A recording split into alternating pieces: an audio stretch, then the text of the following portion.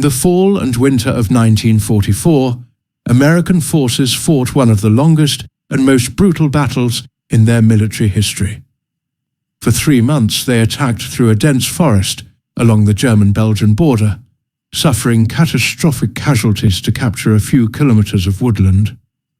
When the battle finally ended, veterans and historians alike asked the same question: why?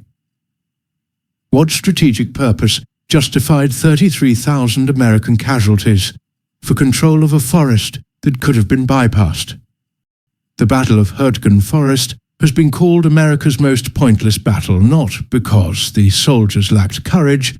They fought with incredible bravery. Not because they lacked determination. They endured conditions that would break most men. But because the strategic objective was questionable from the start, the tactical approach was flawed, and the cost far exceeded any possible gain. This is the story of how command decisions sent tens of thousands of American soldiers into a meat grinder that shouldn't have existed. After breaking out from Normandy in August 1944, Allied forces raced across France. By September, they had liberated Paris and reached the German border. The momentum seemed unstoppable. Some commanders believed the conflict might end by Christmas. But as Allied forces approached Germany itself, the advance slowed dramatically. The Germans had constructed the Siegfried Line, also called the West Wall, a defensive line of bunkers, obstacles, and fortifications along Germany's western border. Breaking through these defenses would be difficult. Allied supply lines were stretched thin after the rapid advance across France. Fuel and ammunition shortages limited operations. The easy advances were over. Hard fighting lay ahead. Lieutenant General Courtney Hodges, commanding the U.S. First Army, looked at his sector of the front. His forces faced the Siegfried Line with the Hürtgen Forest directly in their path. The forest was approximately 50 square miles of dense woodland, steep ravines, and limited roads. German forces had fortified positions throughout the forest. Hodges decided the forest had to be cleared before advancing further. The decision to attack through Hürtgen Forest remains controversial. Alternative routes existed that could have bypassed the forest entirely. The forest itself had limited strategic value. It was difficult terrain that offered few military advantages. But Hodges and his staff believed clearing the forest was necessary for several reasons. First, the Roer River dams lay beyond the forest. These dams controlled water flow in the Roer River Valley. If Germans opened the dams while Allied forces were crossing the river downstream, they could flood the valley and trap American units. Therefore, the dams had to be captured. And to reach the dams, Hodges believed, his forces had to advance through the forest. Second, German forces in the forest could threaten the flank of any American advance that bypassed it. American commanders didn't want to leave strong German positions in their rear. The forest had to be cleared to secure the flank. This reasoning was questionable. The forest's difficult terrain limited its usefulness as a base for German counterattacks, but it influenced the decision. Third, and perhaps most importantly, American commanders in September 1944 believed German forces were near collapse. One more push, they thought, might break German resistance entirely. The forest was in the path of that push. Rather than going around, they would go through, clearing one more obstacle before final victory. This optimism proved tragically mistaken. The Hürtgen Forest was uniquely hostile terrain for offensive operations. Dense stands of fir trees grew so close together that visibility was often limited to a few meters. The forest canopy was so thick that little sunlight reached the ground. Soldiers described it as perpetually gloomy, even during daytime. The terrain was extremely rugged with steep hills, deep ravines and few roads. Movement was exhausting. Every advance meant climbing hills and descending into valleys. Wheeled vehicles could only move on the limited roads, making them easy targets for German artillery that had registered fire on every route. Tanks were nearly useless. They couldn't maneuver off roads in the dense forest. Full rains turned the forest floor into mud. Soldiers slogged through ankle-deep or knee-deep muck. Foxholes filled with water. Trenches became streams. Equipment became filthy and degraded. The constant wetness caused trench foot, a condition where feet become damaged from prolonged exposure to cold and moisture. Thousands of American soldiers were evacuated with trench foot during the Hürtgen battle. The initial attacks into Hürtgen Forest began in September 1944 with the 9th Infantry Division. Their objective was to capture the town of Schmidt, a key position beyond the forest. The division attacked with confidence, expecting to punch through quickly. They advanced into a nightmare. German artillery fired into the forest canopy. Shells exploding in treetops showered soldiers below with deadly wooden splinters and shrapnel. These tree bursts were far more lethal than shells exploding on open ground. Soldiers couldn't dig foxholes deep enough to protect against shrapnel raining down from above. Casualties from artillery were horrific. The fighting was intimate and terrifying. Visibility was so limited that soldiers often couldn't see enemy positions until they were within meters.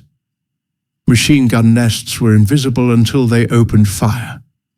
German defenders would let American patrols pass, then attack from behind and damned. The forest swallowed units. Companies lost contact with each other. Platoons became isolated. Individuals wandered lost in the endless trees. German forces had prepared the forest for defense. They had fortified positions, registered artillery on every approach, laid extensive minefields and booby-trapped trails. They knew the terrain intimately, while American forces were learning it under fire. Every German position had to be attacked frontally because flanking was impossible in the dense forest. The 9th Division captured some objectives, including the towns of Pfeifall and Görmütter, but at terrible cost. Infantry companies that began the battle at full strength were reduced to half or less within days. Replacements arrived and became casualties before learning the names of their squad mates. After 6 weeks of fighting, the 9th Division was exhausted, having suffered over 4,500 casualties, roughly half its infantry strength. In November, the 28th Infantry Division relieved the 9th Division and continued the attack toward Schmidt. The 28th Division, the Pennsylvania National Guard Division, had fought across France and considered itself a capable, experienced unit. The Hürtgen Forest would shatter it. The division's plan was to advance through the forest, cross the Coll River Valley, and capture Schmidt. On paper, it seemed straightforward. In execution, it was catastrophic. The Coll Trail, the only route through the valley, was a narrow path barely wide enough for vehicles. It became clogged with traffic and then subjected to concentrated German artillery fire. American forces briefly captured Schmidt, but German counterattacks drove them back. Tanks sent to support infantry got stuck on the Coll Trail or were destroyed by German fire. Infantry units in Schmidt were cut off when Germans retook the Coll crossing. Companies were surrounded and destroyed. The entire operation collapsed into chaos. The 28th Division's casualties were staggering. In 1 week of fighting, the division lost approximately 6,000 men, killed, wounded, or missing. Some battalions were reduced to combat ineffectiveness within days. The division had to be withdrawn from the line to rebuild. Veterans of the 28th Division would remember the Hürtgen Forest as their worst experience of the entire conflict. As fall turned to winter, conditions in the forest worsened. Snow covered the ground. Temperatures dropped below freezing. Soldiers fought in winter conditions without adequate clothing or equipment. frostbite became as dangerous as enemy fire. Yet the attacks continued. The 4th Infantry Division entered the forest in November. This division had landed at Utah Beach on D-Day and fought through France. But nothing prepared them for Hürtgen. The division attacked toward the town of Hürtgen itself, facing the same German defences, the same artillery, the same impossible terrain that had destroyed previous divisions. Progress was measured in meters per day. Companies attacked the same German positions repeatedly, suffering heavy casualties each time. Replacement soldiers arrived, received minimal orientation, and were sent into combat, where many died within hours or days. The casualty rate exceeded the rate at which units could absorb and train replacements. The 4th Division captured the town of Hürtgen after weeks of fighting, but at enormous cost. The division suffered approximately 5,000 casualties. Like the divisions before it, the 4th Division was worn down to combat ineffectiveness and had to be withdrawn. The forest was consuming entire divisions, reducing them to shattered remnants in weeks. German forces defending the Hürtgen Forest suffered casualties too, but they had significant advantages. They were defending, always tactically easier than attacking. They knew the terrain, having fortified it for months, and they could rotate units more easily, pulling battered divisions back and replacing them with fresh troops. German commanders recognized that the forest was excellent defensive terrain. They didn't need to defeat American attacks completely. They just needed to make advances so costly that American forces would be worn down. The strategy worked brilliantly. Every American division that entered the forest suffered casualties that exceeded 20 to 30% of strength. German artillery was particularly effective. Forward observers could direct fire with precision. The tree burst effect multiplied casualties. American forces couldn't suppress German artillery because it was positioned beyond the forest, where American infantry couldn't reach it. The artillery hammered American forces relentlessly. As casualties mounted through October and November, questions arose about whether the Hürtgen offensive made sense. Some field commanders expressed doubts. The forest was consuming divisions without producing meaningful strategic gains. Alternative approaches were proposed: bypass the forest, attack elsewhere, wait for better conditions. Higher command insisted the attacks continue. The official reasons remained unchanged. The dams had to be captured, the flank had to be secured, German forces had to be engaged and defeated. But underlying these reasons was institutional momentum. The offensive had begun, resources had been committed, and stopping would mean admitting that thousands had already died for nothing. By December 1944, American forces had captured most of the Hürtgen Forest at catastrophic cost. Then, on December 16th, Germany launched the Ardennes offensive, the Battle of the Bulge. This massive attack forced Allied forces to redirect resources and attention.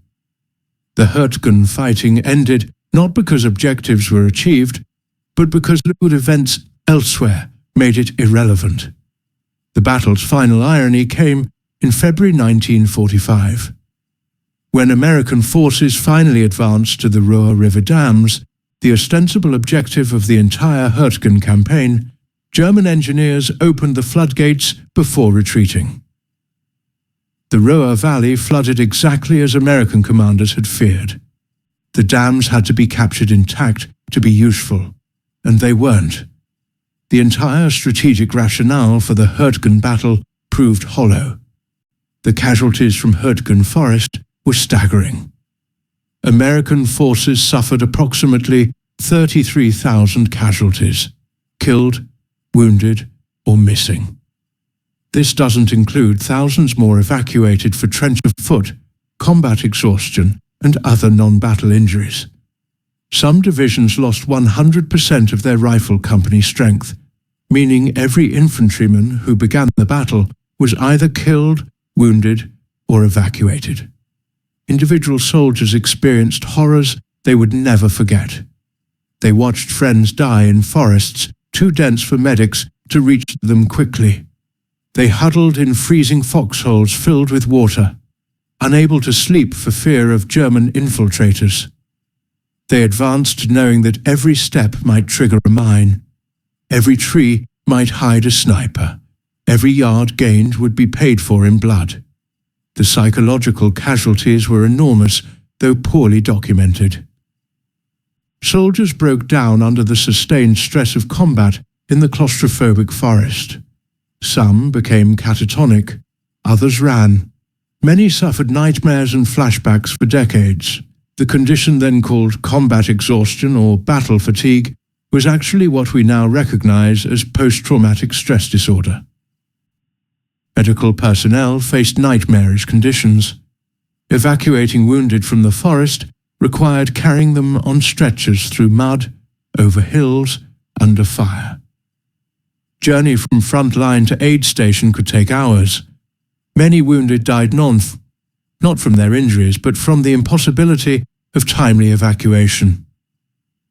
Medics and stretcher bearers showed extraordinary courage, repeatedly entering kill zones to rescue wounded. Replacements arrived at units and died within hours, sometimes before even learning their squad mates' names. The replacement system couldn't keep up with casualties. Companies attacked at half strength because there weren't enough replacements. Soldiers fought exhausted because there were no fresh troops to relieve them. From a strategic perspective, the Hürtgen Forest battle accomplished almost nothing at enormous cost. The forest itself had minimal strategic value. Capturing it didn't shorten the conflict, didn't force German collapse, didn't open vital routes of advance. Alternative approaches, bypassing the forest, attacking elsewhere, could have achieved better results with fewer casualties. The argument that the dams had to be captured was undercut when German forces destroyed the dams' usefulness anyway. The argument about securing the flank ignored that the difficult terrain made the forest area unsuitable for German counterattacks. The argument about engaging and defeating German forces succeeded only in that American forces engaged German forces and suffered disproportionate casualties doing so. Higher command's persistence in continuing the offensive, despite mounting casualties and minimal gains, suggests institutional failure. Leaders became committed to a course of action and couldn't admit it was wrong. Stopping would require acknowledging that previous casualties were wasted, which was psychologically difficult.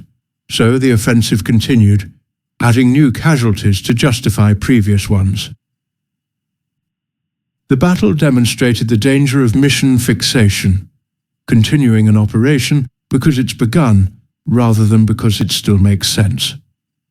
Once committed to clearing the forest, American command couldn't step back and ask whether clearing the forest was worth the cost. The mission became sacred regardless of its practical value. Tactical problems compounded strategic failure. Attacking through dense forest negated American advantages in armor and air power. The terrain favored defenders overwhelmingly. Proper tactical doctrine suggests avoiding terrain that advantages the enemy, yet American forces attacked directly into it repeatedly.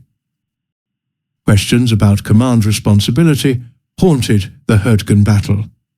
Who decided to attack through the forest? Who ordered continuation despite casualties? Who bears responsibility for the thousands of deaths achieving so little? Lieutenant General Courtney Hodges, commanding First Army, made the strategic decision to clear the forest. His reasoning, capturing the dam, securing the flank, seemed sound initially, but as casualties mounted and gains remained minimal, he didn't reconsider. Hodges has been criticized for persistence in a failing strategy, for not adapting to battlefield realities. Division commanders executed Hodges's orders, some with reservations. They saw their units being destroyed but had limited authority to refuse missions. Some commanders expressed concerns to superiors. Others tried to develop tactics to reduce casualties, but ultimately they followed orders to continue attacking. General Omar Bradley, commanding 12th Army Group and Hodges' superior, also bears responsibility. Bradley approved the Hürtgen offensive and didn't stop it despite mounting casualties. In his memoirs, Bradley called Hürtgen a mistake, acknowledging that the forest should have been bypassed. But this retrospective wisdom came too late for the thousands who died there. Supreme Commander Dwight Eisenhower focused on broader strategic issues and may not have fully grasped the Hürtgen situation until too late. His broad front strategy meant multiple offensives along the entire line, including Hürtgen.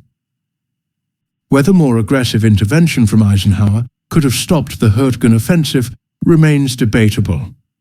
The Hürtgen Forest battle offered important lessons, some learned and some ignored. The difficulty of attacking through dense forest against prepared defenses was relearned at high cost. Proper doctrine already recognized this, but institutional pressure to advance overcame doctrinal wisdom.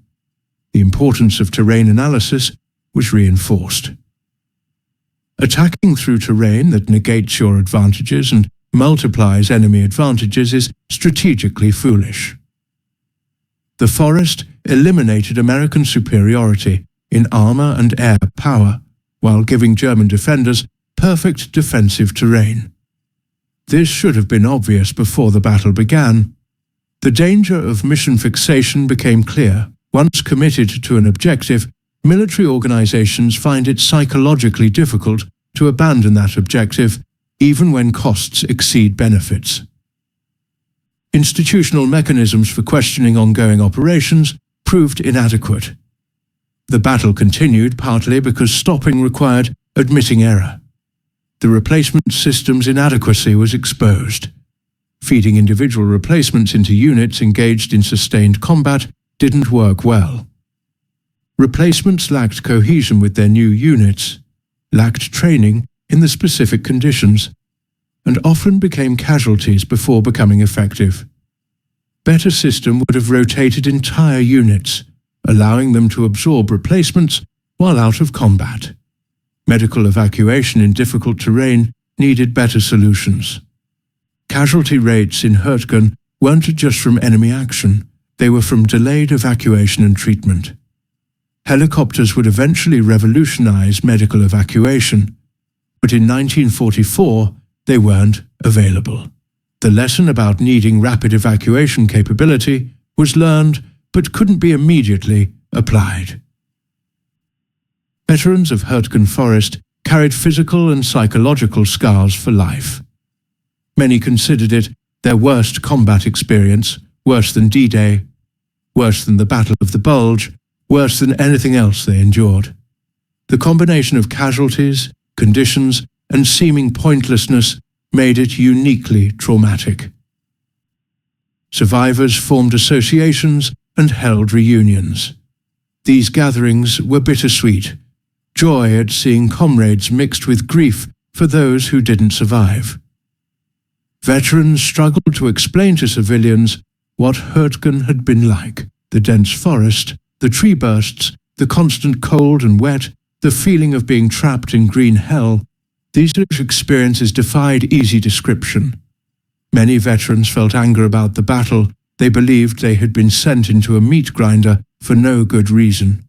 They had followed orders, fought bravely, endured incredible hardship, and watched friends die. For what? For a forest that could have been bypassed, for dams that were destroyed anyway. This sense of wasted sacrifice haunted many. Some found meaning in small unit cohesion and personal courage. They took pride in how they and their buddies had performed under impossible conditions. The battle might have been pointless strategically, but individual acts of courage and sacrifice weren't pointless. This helped some veterans process the experience. Others suffered decades of nightmares and psychological problems. Many never spoke about Hürtgen to their families. The trauma was too deep, too painful to revisit. Only among fellow veterans could they discuss what they'd endured. The psychological cost of Hürtgen extended far beyond 1944. Historians generally regard the Hürtgen Forest battle as a significant American tactical and strategic failure. The casualties were disproportionate to gains. The strategic objectives were questionable. Alternative approaches existed but weren't pursued. The battle exemplifies how not to conduct offensive operations. The comparison to other battles is instructive. D-Day suffered approximately 10,000 Allied casualties on June 6th. Terrible losses, but for a strategically vital objective. Hürtgen suffered 33,000 American casualties for a forest of minimal strategic value. The Battle of the Bulge, though costly, was a defensive battle where Americans had no choice but to fight. Hürtgen was an offensive battle that didn't need to be fought. Some historians defend the Hürtgen offensive, arguing that it tied down German forces that might have been used in the Ardennes offensive. This argument is questionable. The divisions destroyed in Hürtgen would have been more useful defending against the German attack in December than they were attacking through the forest in October-November. The argument that commanders couldn't have known the battle would be so costly is partially valid. Initial attacks might have seemed reasonable, but after the first few weeks, when casualties were clearly disproportionate to gains, persistence in the offensive becomes harder to justify. Commanders had enough information to recognize the operation was failing, but continued anyway. The Hürtgen battle is studied in military academies as an example of operational failure. It demonstrates the importance of matching strategy to terrain, of questioning ongoing operations when results don't justify costs, and of having command structures that allow field realities to influence strategic decisions. Today, the Hürtgen Forest is peaceful woodland. Hikers walk trails where soldiers once fought and died. The trees have grown back, covering most evidence of the battle, but memorials scattered through the forest ensure the battle isn't forgotten. The American military cemetery at Henri-Chapelle in Belgium contains graves of many who died in Hürtgen. The perfectly aligned white headstones represent just a fraction of casualties. Many who died in the forest are buried elsewhere or were never recovered. The cemetery is a powerful reminder of the human cost. German military cemeteries in the region hold German soldiers who died defending the forest. These graves represent the other side's casualties, often forgotten in American accounts. German soldiers suffered too, though generally at lower rates than their attackers. The cemeteries on both sides remind us that war creates graves regardless of nationality.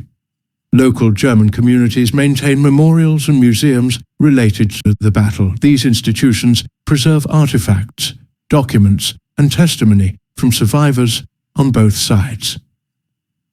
They educate visitors about what happened in the forest and why it matters. German civilians who lived through the battle period also suffered, caught between armies fighting through their homeland. Veterans who survived have largely passed away now.